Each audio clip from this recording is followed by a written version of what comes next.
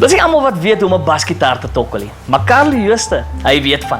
Hy het immers in 'n huis vol musiek groot geword en sy pa was self 'n goeie gitaarspeler. So, sy liefde vir musiek is van 'n jong ouderdom af aangewakker. Een ding het gelei tot die volgende en nou speel Carlo vir een van die grootste bands in Suid-Afrika, Mikasa. Hulle sê, musikante is gewoonlik die ouens wat die meeste meisies skoor. Maar hoe op dese aarde kompeteer jy met 'n bassist wat sielvolle note voor sulke groot gehore speel, hè?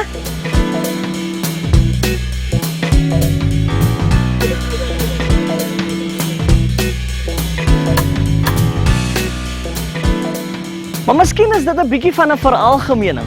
So vandag kuier ons by die gewilde basgitaarspeler Carlo Jooste om te hoor of dit die waarheid is. As lid van die band van die gewilde musiekgroepe Mikasa en Jamali, het hy al groot golwe in die Suid-Afrikaanse musiekwêreld gemaak en ook 'n voet in die deur in die internasionale musiekbedryf gekry. Carlo, is dit nou die waarheid wat hulle praat? Hulle sê hulle kry meer gouse die musikante. Ja. Kry hulle baie cherries? Ja. Kijk hier van mijn point of view. Ja, obviously, ik is getrouwd, ik is al lekker getrouwd. But is de reality. Die goed te gebeuren.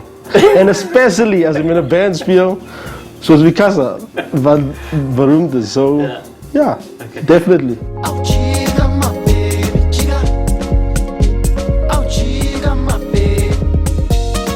Lewe jy die rockster lewe en raak jou vrou jaloers? Definitely no. Ik leef niet die rockster leven niet.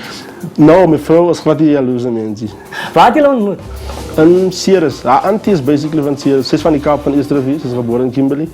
But haar auntie gebleven zo na mijn tickets afgekomen. Ceres toe en ik heb dat gezien en ik heb die girl gelijk. Come on. Ik heb die girl gelijk. Maar jy is ook self van die Ceres. Waar het jou musiek? Waar het jy begin speel?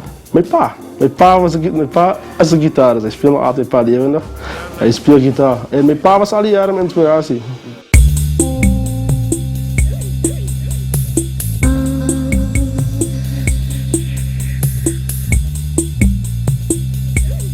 Carlo, jy het nou vir ons Music Connection toegebring, nee, en dis die enige musikant se droom. Al hierdie gitaars wat jy hang, maar jy speel nou die bass. Wat se brand gebruik jy? Ik gebruik Warwick brand.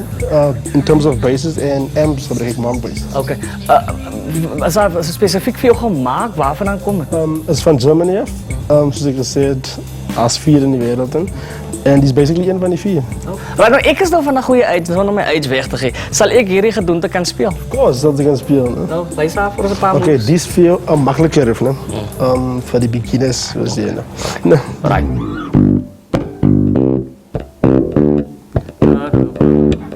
There you go. Smell me more. Yes. What's tell me more? Tell me. Right. Als ik er nog een beetje op moet choppen, dan zal spelen. Nice John Travolta met 'n nuwe hairstyle. Yes, sir.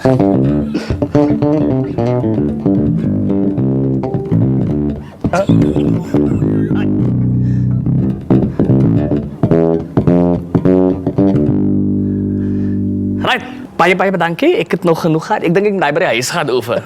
Behalwe vir Mikasa en Jamali, het Carlo al saam met mense soos Louise Sobala en Judith Sepuma opgetree.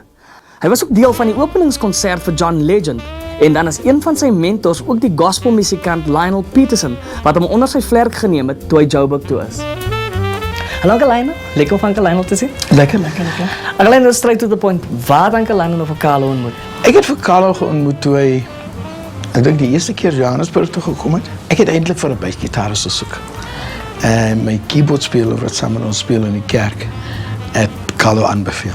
Dat is hoe ik Carlo ontmoet. Okay. En Uncle Lionel het so onmiddellik gesien, wag, hier's 'n laaitie met talent. Wel, hij was een van die leidjes wat talentvol was, maar hij is niet een van die leidjes wat geweest heeft. Weet hoe is het met ons mensen, man?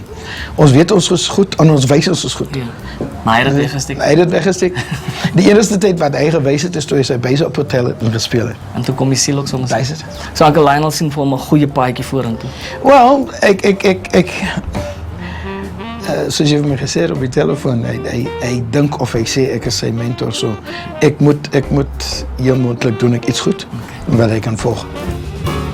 Nou, jy was 20 toe jy Joburg toe trek in 2009. Ja. Het was 'n goeie move vir jou. Ja, definitely. Het was een goede move. Ik begin met tegen Joburg move. Ja, ik begin met Zamali speel, die 3 girls. Ja. Met hulle gespeel. Bij andere mensen ontmoet, met Louiso gewerkt. Met Judith nog onlangs. Begint werking met haar. Ja, ik denk dat was de beste move ooit. Het Carlo geweet, musiek is wat ek wil doen. To be honest with you, no. Kijk, ik heb altijd muziek gelijk, als mijn pa ziek gezet. Mijn pa is een gitaarplayer.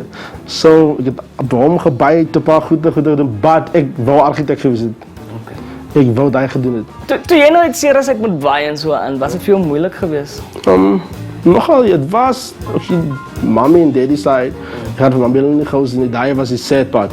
Maar ik was excited, because ik had geweet dat die heren heeft me gestoord. En het was net tijd om te move.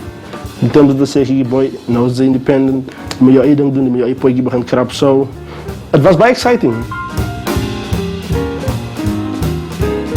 Dis net mense met siel wat sulke musiek kan maak. En wat 'n voorreg was dit om saam met Carlo te gesels en aan hom te luister. Groot dinge wag nog op hierdie jong man.